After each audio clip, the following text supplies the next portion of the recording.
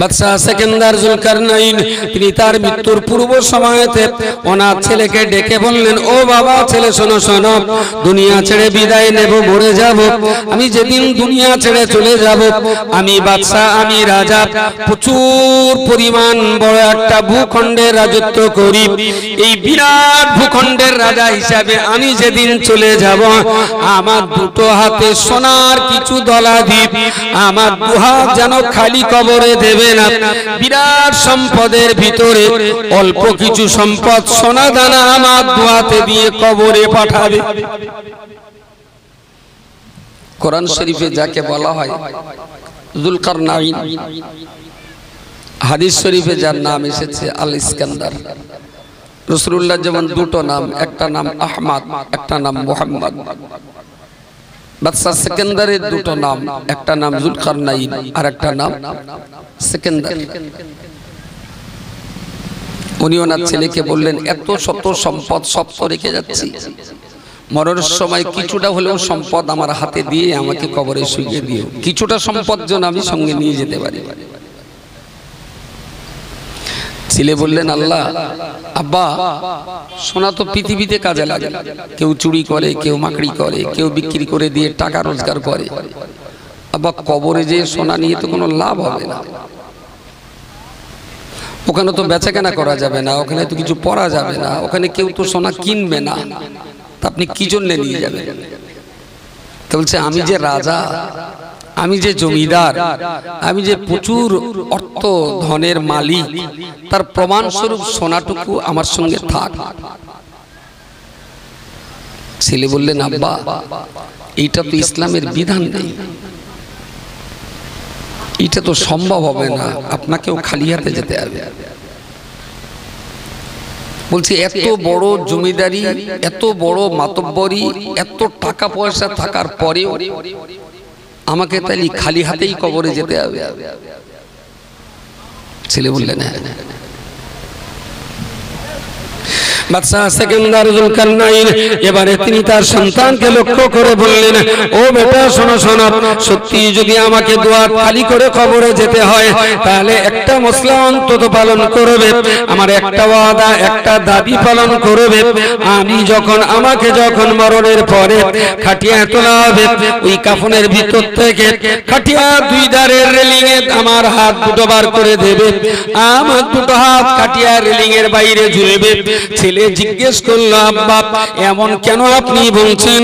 বাদশাহ সেকেন্দার যুলকারনাইন পুত্রকে লক্ষ্য করে বললেন, বাবা আমার দুটো হাতে যদি সোনা তুমি দিয়ে কবরে না পাঠাতে পারো, তাহলে আমার দুটো হাত, এই আমার দুটো হাত খাটিয়ার বাইরে বার করে দেবে। গোটা দুনিয়ার মানুষ যারা জমিদার, যারা অর্থশালী, যারা কোটিপতি, যারা রাজা বাদশাহ, আমার মরণের খালি দুটো হাত দেখে তারা অন্তত এটাই শিক্ষা গ্রহণ করবে, মৃত্যুর পরে কিছু যদি সঙ্গে নিয়ে যাওয়া যেত, তাহলে বাদশাহ সেকেন্দারকে খালি হাতে কবরে যেতে হতো না। আমার এই খালি হাত দুটো দেখেও পৃথিবীর মানুষ শিখুক যে আমার সঙ্গে কিচ্ছু যাবে না, আমাকে খালি হাতেই কবরে যেতে হবে। বাদশাহ সেকেন্দার নিজের পুত্রকে ডেকে বললেন, বাবা আমার মৃত্যুর পরেতে আমার এই লাশের খাটিয়া তোমরা কেউ বহন করবে না। আমার দেশের যত নাবি অনেক বড় বড় ডাক্তার যারা রয়েছে, সেই সমস্ত বড় বড় ডাক্তারেরাই তারাই আমার খাটিয়া বহন করবে। ছেলে জিজ্ঞেস করলেন, আব্বা আমরা আপনার সন্তান, আপনার খাটিয়া কেন আমরা বইব না? কেন আপনি ডাক্তারদের দ্বারাতে খাটিয়া বহন করতে বলেছেন? বাদশাহ সেকেন্দার বলেছিলেন, রে পৃথিবীর মনুষ্য জাতি, আমি বাদশাহ সেকেন্দার ডাক্তারদের কাঁধে চড়ে যখন কবরে যাব, দুনিয়াবাসী দেখে তারা শিক্ষা গ্রহণ করবে।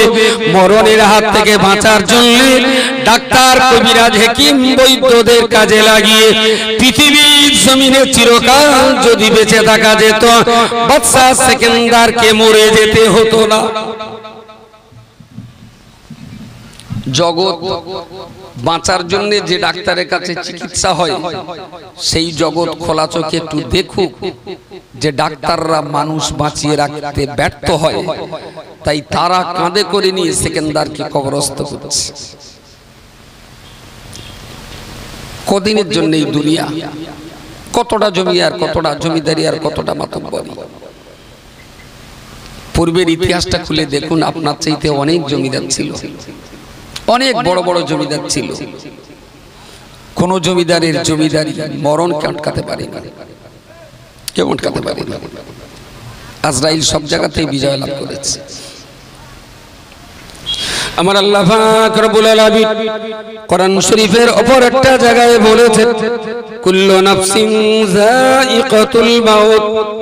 রে পৃথিবীর মানুষ জাতি, অন্যান্য প্রাণী জগৎ, গরু ছাগল কুকুর বিড়াল আর হাঁস মুরগি, এরা আল্লাহর বাণী বুঝুক বা নাই বা বুঝুক, ওরা তো বুঝতে পারে না, ওরা তো জানতে পারে না, ওদের জীবনের মূল্য তারা বোঝে না, হায়াত মওতের কোনো জ্ঞান তাদের থাকে না। তাই পৃথিবীর কোন প্রাণী বুঝুক আর নাই বা বুঝুক, মানুষ এবং জিন জাতিকে লক্ষ্য করে আল্লাহ বলেছেন, হে পৃথিবীর মনুষ্য জাতি, জিন জাতি, আমি আল্লাহ তোমাদিগের জন্য বলছি, কুল্লু নাফসিন যায়িকাতুল মাউত। ও পৃথিবীর মানুষেরা, তোমাদিগকে একটা টাইমে মৃত্যুর সাদার মৃত্যুর মজা চাকতে হবে।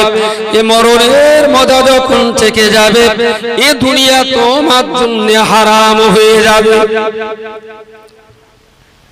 আর এই দুনিয়াতে থাকা হবে না, চলে যেতে হবে। আমরা মানুষ, আমি কোরআনটা পড়েছি, আমি জানি এই আয়াতটা আছে কোরআনে।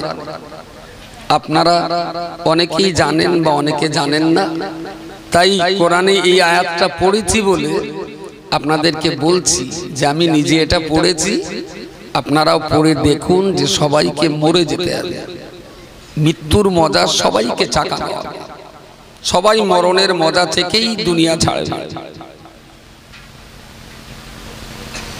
কুকুর বিড়াল হাঙর কুমির বাঘ ভাঙলো হাতি জলস্থি কুমির তিমি মাছ ডলফিন, পৃথিবীতে অনেক বড় বড় প্রাণী আছে, একেবারে চালার পিঁপড়ে থেকে নিয়ে সাগরের ডলফিন পর্যন্ত অনেক বড় বড় প্রাণী আছে।